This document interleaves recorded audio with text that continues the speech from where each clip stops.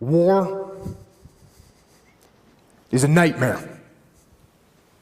War is awful.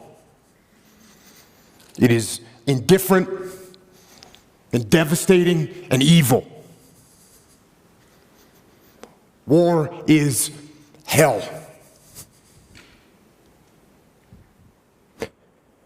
But war is also an incredible teacher, a brutal teacher.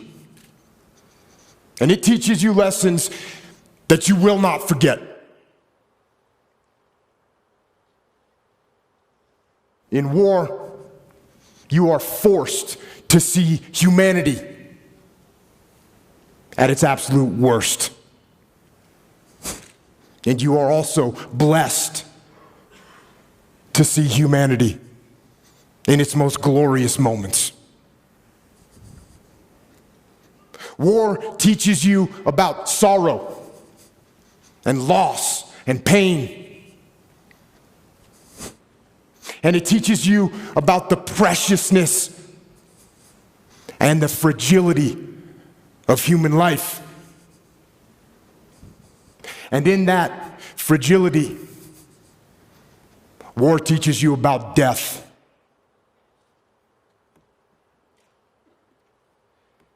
But war also teaches you about brotherhood and honor and humility and leadership.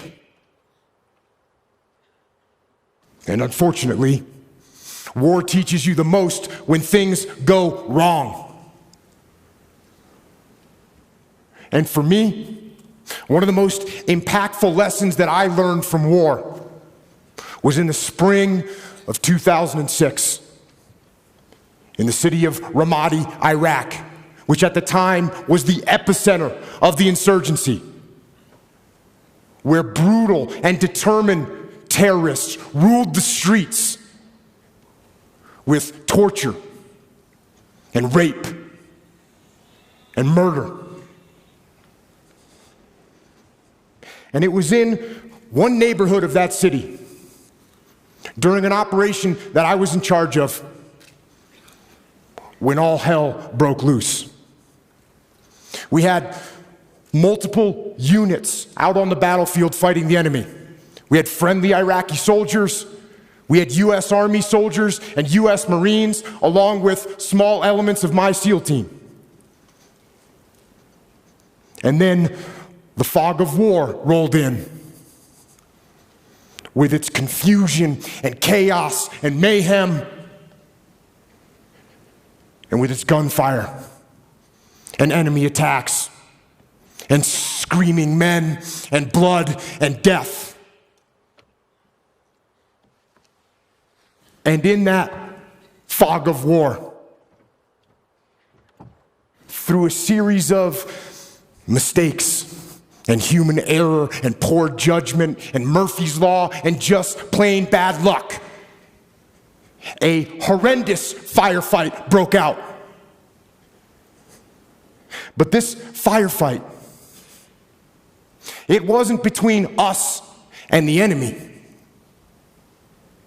This firefight, tragically, was between us and us. Friendly forces against friendly forces. Fratricide.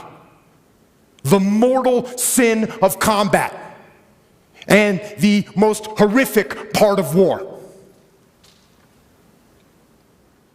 And when it was over, and the fog of war lifted, one friendly Iraqi soldier was dead, 2 more were wounded. One of my men was wounded. The rest of my SEALs were badly shaken. And it was only through a miracle that no one else was killed. And it was reported up the chain of command what had happened. That we had fought and wounded and killed each other. And when we got back to base, things didn't get much better. There was a message waiting for me from my commanding officer. And it said, shut down all operations.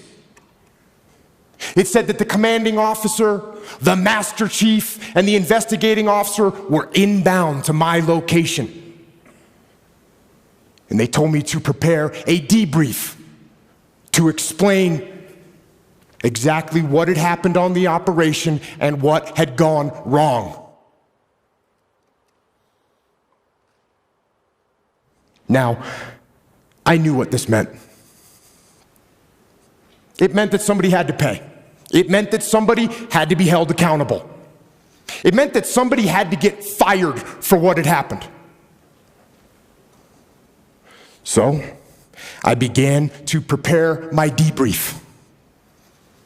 And in it, I detailed every mistake that was made and who made it. And I pointed out every failure in the planning and the preparation and the execution in the operation. And I pointed out who was responsible for that failure. There was plenty of blame to go around. There were so many people that I could incriminate with guilt. But something wasn't right. For some reason, I just couldn't put my finger on who was at fault and who specifically I should blame for what had happened.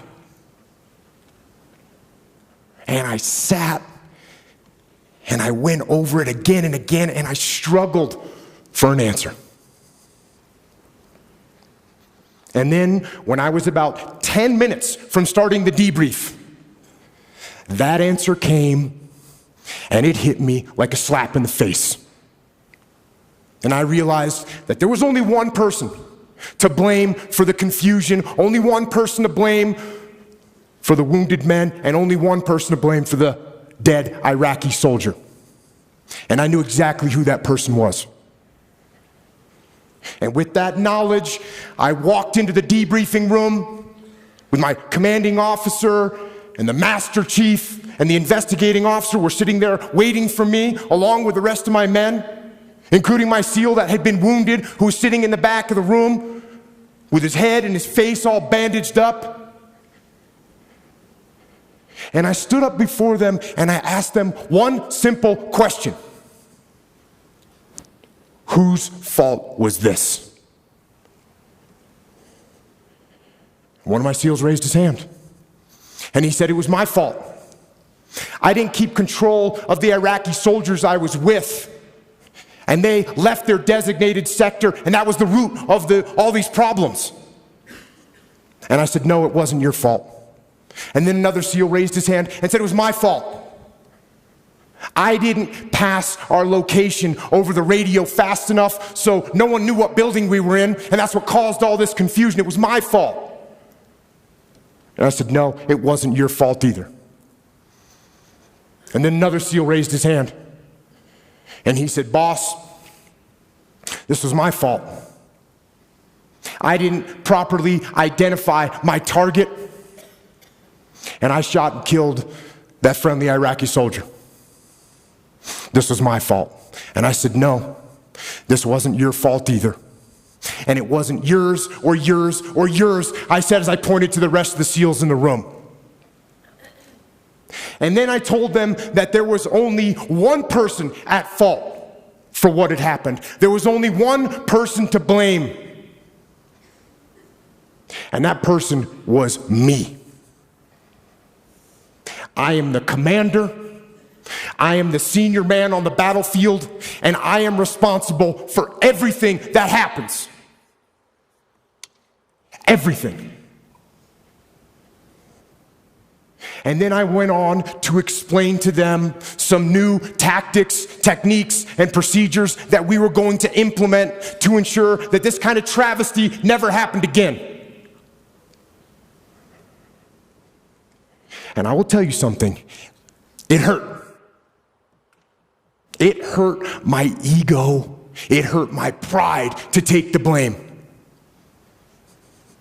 But I also knew.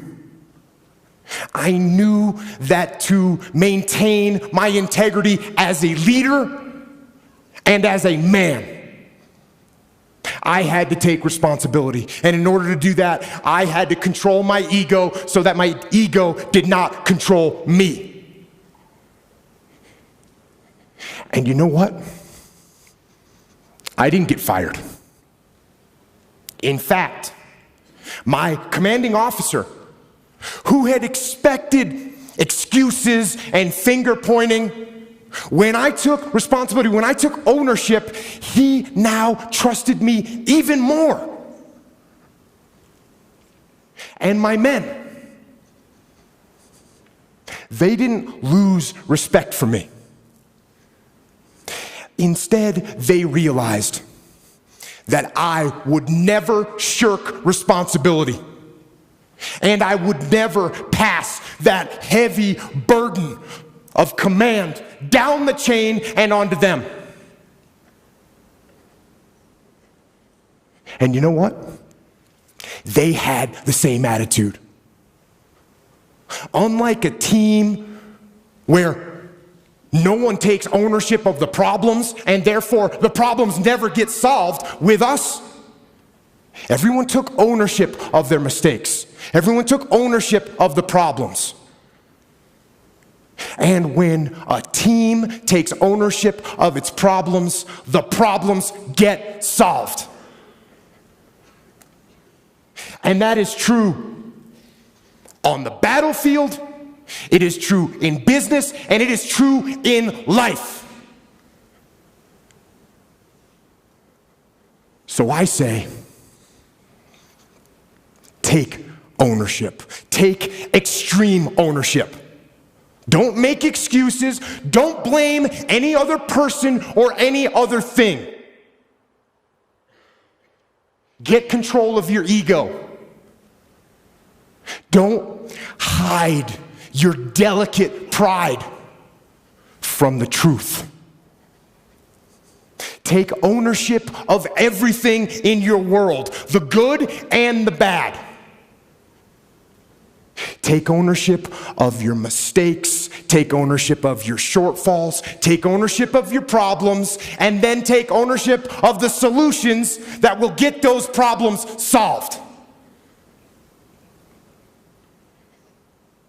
Take ownership of your mission. Take ownership of your job, of your team, of your future, and take ownership of your life. And lead. Lead. Lead yourself and your team and the people in your life. Lead them all to victory. Thank you.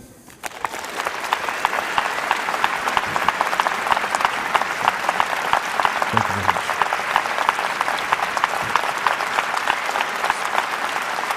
Thank you.